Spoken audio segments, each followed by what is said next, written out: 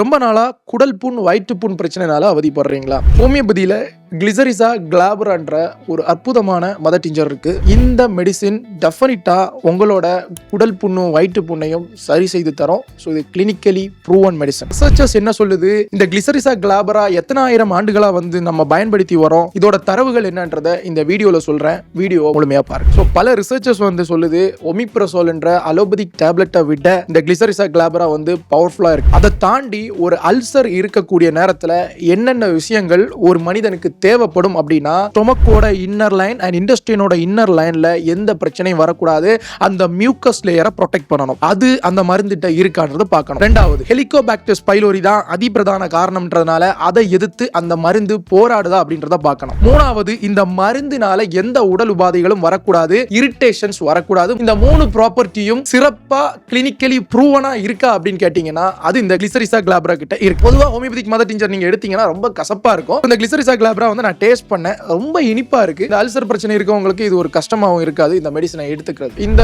கிளிசரிசா கிளாபராய liquorice அப்படின்னு term பண்ணுவாங்க. இது கிபி 1350ல வாழ்ந்த கிங் துட்டாங் அவரோட கல்லறைக்கு உள்ளாடி இந்த மருந்து இருந்ததை ஐடென்டிஃபை பண்ணிருக்காங்க. ரோமன் சோல்ஜர்ஸ் போருக்கு போகும்போது வயத்துல அல்சர் ஏற்படாம இருக்கிறதுக்கும் அதனால உடல் உபாதைகள் வராம இருக்கிறதுக்கும் இந்த லிக்கோரைஸை கேரி பண்ணி கொண்டு போனதா தரவுகள் சொல்லுது. இருக்கிற ஆக்டிவ் காம்பனன்ட்ஸ் பார்க்கும்போது கிளிசரிசின் இதுதான் மெயின் ஆக்டிவ் காம்பவுண்ட். அதுக்கப்புறம் கிளாப்ரிடின், லுக்யூரிட்டிஜினின், ஐசோலுக்யூரிட்டிஜின், பாலிசாக்கரைட்ஸ், குமாரின்ஸ் இதுதான் இதுல இருக்கக்கூடிய ஆக்டிவ் பிரின்சிபிள்ஸ். 2024-26 ஆண்டு நடத்தின ரிசர்ச்சர்ஸ்ல கிளினிக்கலி அரௌண்ட் 78% 1 மந்த்லயே அல்சரை ஹீல் பண்ணி கொடுக்குது. பிளாசிபோவோட கம்பேர் பண்ணும்போது அது 34% தான் எஃபெக்டிவா இருக்கு. குறிப்பா இந்த மெடிசின் ரிசர்ச்ல உட்கொண்ட நபர்கள்ல 44% பேர் 4 வாரத்துல இருந்து 12 வாரத்துல முழுவதுமாவே கியூர் ஆயிருக்காங்க. ஹைச் பைலோரின்ற கிருமி தான் நம்ம குடலுக்குள்ளாடியும் ஸ்டொமக்கு உள்ளாடியும் இன்னர் லைனை டேமேஜ் பண்ணி இன்ஃபெக்ஷனை ஸ்ப்ரெட் டவுன் பண்ணி கூட வழிவகை செய்யும். கிளிசரிசா கிளாபரா 70% எபோவ் சக்சஸ் ரேட் இருக்கு இந்த கிருமிகளை எதிர்த்து போராடுறது. குறிப்பா PI3K